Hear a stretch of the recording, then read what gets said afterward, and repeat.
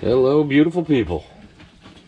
So today we're going to learn how to put a new roll of wire in, or if your welder's new and you're not quite sure how to get the wire in, let's make this happen.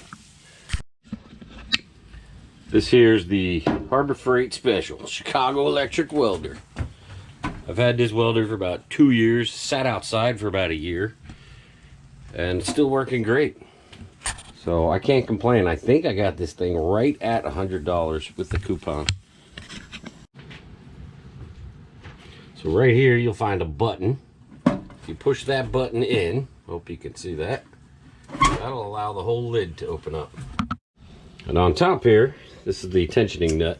I put it upside down because if you can look down in there, see how far down the thread is? When I put it on the way you're supposed to, it's just way too much spring tension. So I put the thumb screw, that's what they call these things, I think, this wing nut, I put it on upside down, you see, so it doesn't have to engage the threads so far to engage the threads. But yeah, it's that simple.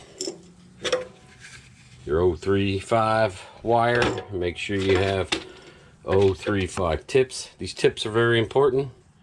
You'll notice the welder, after a few feet of welding wire go through, it starts spitting and popping. Two things: you got to make sure you have a really good ground, and make sure you have a fresh, clean tip.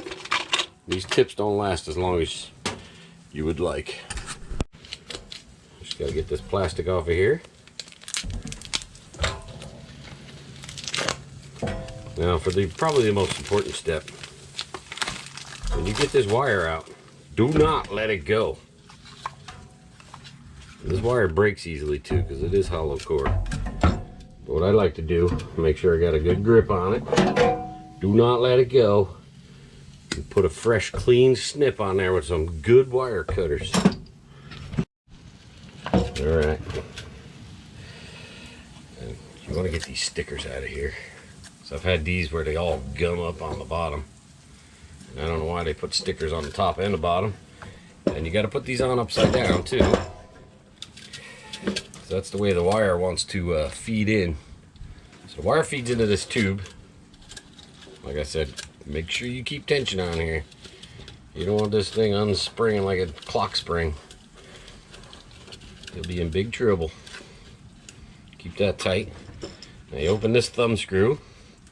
That pops open. You open this door while you're in here. Make sure you clean all this, because this gets all nasty. And do your best to clean the wheel. That feeds in through there. There you go. Get your tip off. See how nasty that is? Let's get that off. We're going to replace this. That's what these pieces are.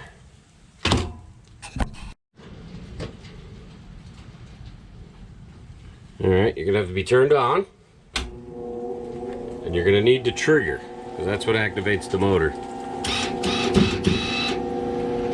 And then here's the tricky part. You got to feed this in and get it in the tube right here. I'm hoping you can see this. That's where the wire has to go, and it's not easy. Might need a little screwdriver or something. But once you get it started in there, make sure your wire stays on the roll properly. You close this door. Sorry. Alright, you close this door here. If you can see, that pinches the wire right there. Tighten this down a little bit. Then you pull your trigger. See it's picking the wire. And you want to make sure that's kind of a smooth operation. You're going to see the wire come out here soon.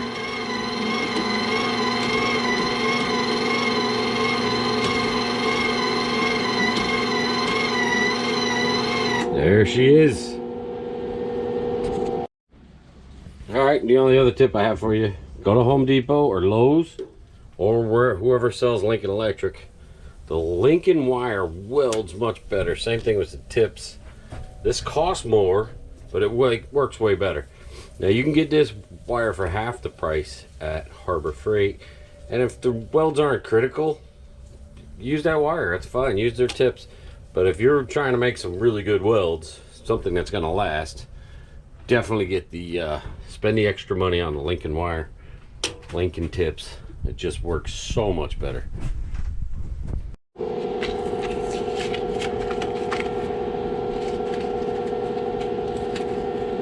Why so hard to open?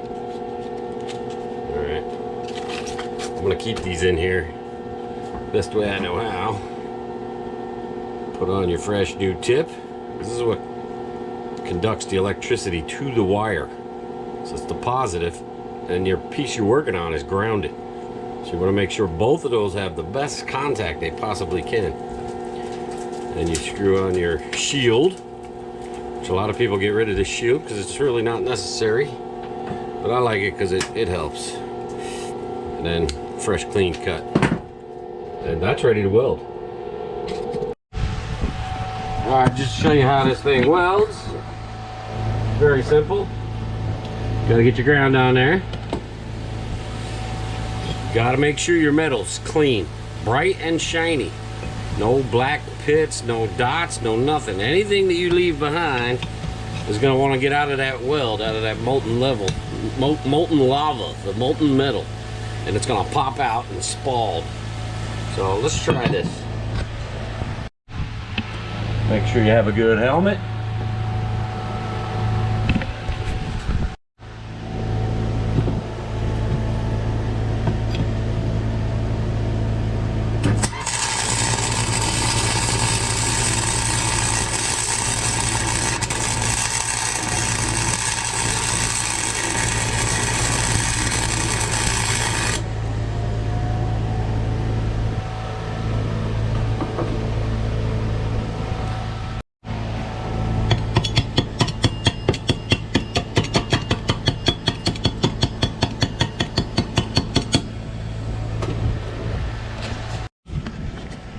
I'll show you this weld as best I can. Terrible lighting.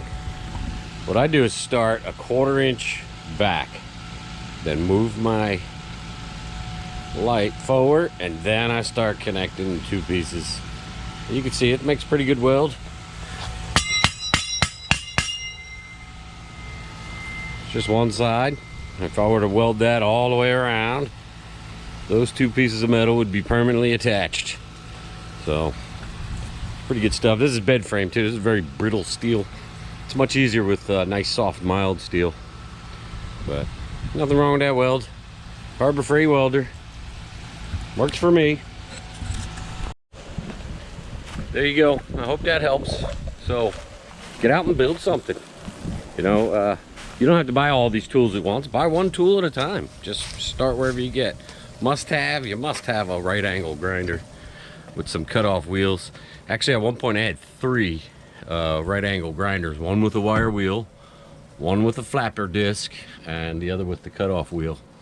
And because it was so inconvenient to keep changing between cutting surfaces or sanders, you know what I mean. So yeah, get out there, give it a try. It's worth it. Build something.